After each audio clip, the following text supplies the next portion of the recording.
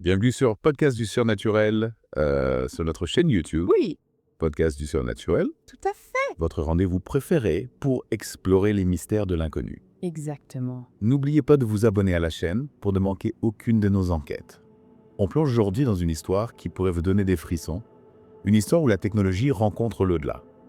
Imaginez, vous venez de perdre votre animal de compagnie, adorez la douleur est encore vive, et soudain, votre caméra de sécurité capture une forme étrange dans votre salon la nuit même du décès. Oh là là.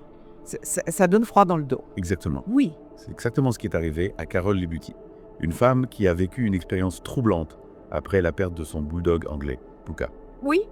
Ce qui rend cette histoire si fascinante, c'est qu'elle soulève des questions profondes sur la nature de la mort, le lien entre les humains et leurs animaux, et la possibilité que nos compagnons bien-aimés puissent rester présents même après leur départ physique. Tout à fait, c'est une question que beaucoup se posent. Avant de plonger dans l'étrange enregistrement de la caméra de Carole, prenons un moment pour comprendre le lien profond qui l'unissait à Puka.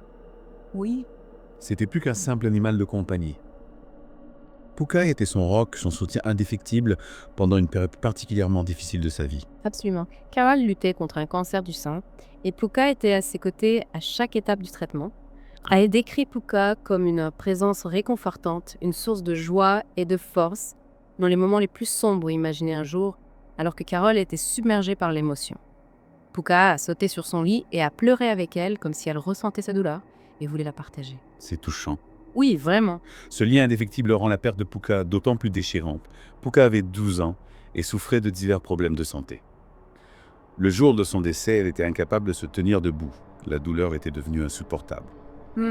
C'est terrible. Oui, une situation très difficile. Carole a dû prendre la décision difficile de faire euthanasier Puka. Elle décrit ce moment comme l'un des plus douloureux de sa vie, de voir tenir son ami fidèle dans ses bras, sachant que c'était leur dernier adieu. On peut imaginer cette douleur. C'est précisément cette nuit-là que quelque chose d'inattendu s'est produit. Carole avait une caméra Nest installée dans son salon configurée pour détecter les mouvements et l'alerter en cas d'activité suspecte. Mais cette nuit-là, l'alerte s'est déclenchée alors qu'elle était à la maison seule avec le chagrin de sa perte. Intriguant. On dirait le début d'un film d'horreur. Intriguée, Carole a vérifié l'enregistrement de la caméra et a découvert une forme étrange nuageuse qui zigzaguait à travers son salon avant de disparaître vers le haut de l'écran. Ce qui est encore plus troublant, c'est que cette activité s'est produite à peu près au même moment où Puka est décédé. La coïncidence est troublante. On peut comprendre pourquoi Carole a immédiatement pensé à Puka. Oui.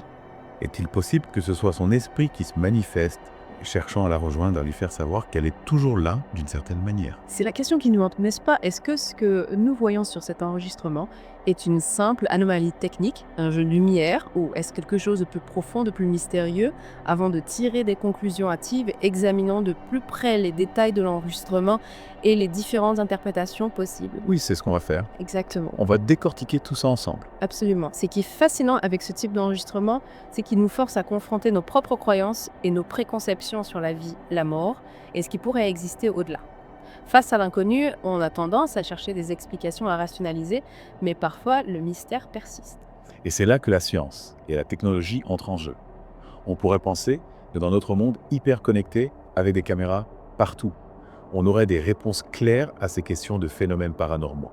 Pourtant, même avec des outils sophistiqués comme les caméras, Nest, le doute subsiste. Exactement. Les caméras Nest, comme beaucoup d'autres systèmes de sécurité, fonctionnent en détectant les changements de pixels dans l'image.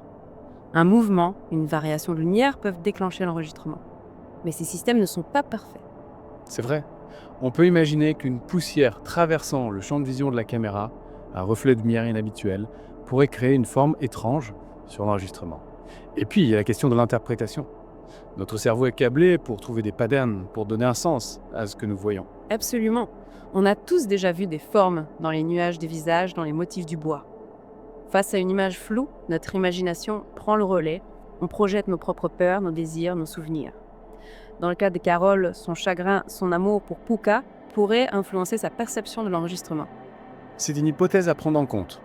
Mais d'un autre côté, il y a des témoignages similaires d'autres propriétaires d'animaux qui affirment avoir vu, entendu, senti le présence de leur compagnon après son décès. Oui, et ces témoignages sont souvent poignants, chargés d'émotions.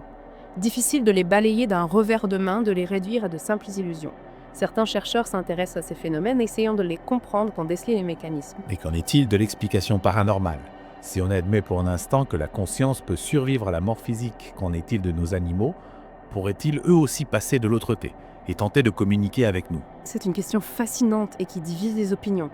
Certains pensent que nos animaux ont une âme, une forme de conscience qui pourrait subsister après la mort. D'autres, plus sceptiques, y voient une projection de nos propres désirs, un besoin de croire que nos compagnons ne disparaissent pas complètement. Et si on explorait cette piste un instant? Si on imaginait que Puka essayait réellement de contacter Carole à travers cet enregistrement, quel message voudrait-elle lui transmettre? Serait-ce un adieu, un signe de son amour éternel, une tentative de la rassurer? C'est touchant cette idée d'un dernier message d'amour. On peut imaginer que pour Carole, cette pensée, même si elle n'est pas fondée scientifiquement, peut être une source de réconfort, une façon de faire son deuil et de garder Puka dans son cœur. Et puis, il y a la question de l'intention. Si c'est bien l'esprit de Puka que l'on voit sur cet enregistrement, pourquoi se manifester de cette manière? Pourquoi ne pas se montrer plus clairement, plus directement? C'est l'un des grands mystères du paranormal. Si des entités des esprits tentent de communiquer avec nous, pourquoi le font-ils de manière si subtile, si ambiguë? Est-ce une question de limitation énergétique, de difficulté à interagir avec notre monde physique? Ou peut-être que le message est justement dans cette subtilité, dans cette invitation à l'interprétation, à l'introspection. Comme si on nous demandait de regarder au-delà du visible, nous ouvrir à d'autres possibilités. C'est une belle perspective. Et en fin de compte, que l'on croit ou non au paranormal, ces histoires nous invitent à réfléchir à notre place dans l'univers, à la nature de la conscience et à la force du lien qui nous unit à ceux que nous aimons même au-delà de la mort. L'histoire de Carole et Puka nous renvoie à notre propre expérience de la perte et du deuil, et de ce besoin de croire que la mort n'est pas une fin absolue.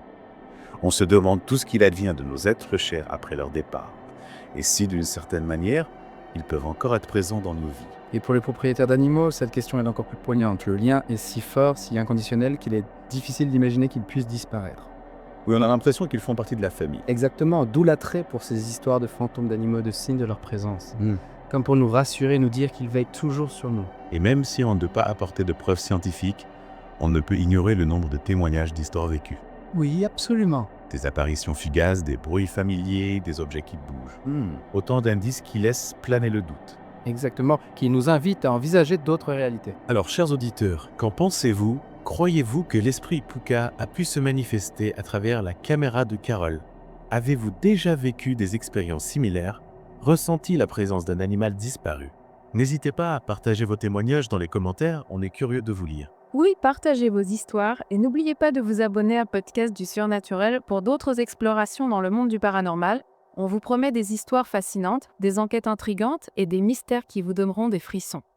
Merci de nous avoir suivis dans cette plongée au cœur de l'étrange et de l'inexpliqué. Gardez l'esprit ouvert, restez curieux. Et qui sait, peut-être que vous aussi vous ferez un jour l'expérience de l'inconcevable.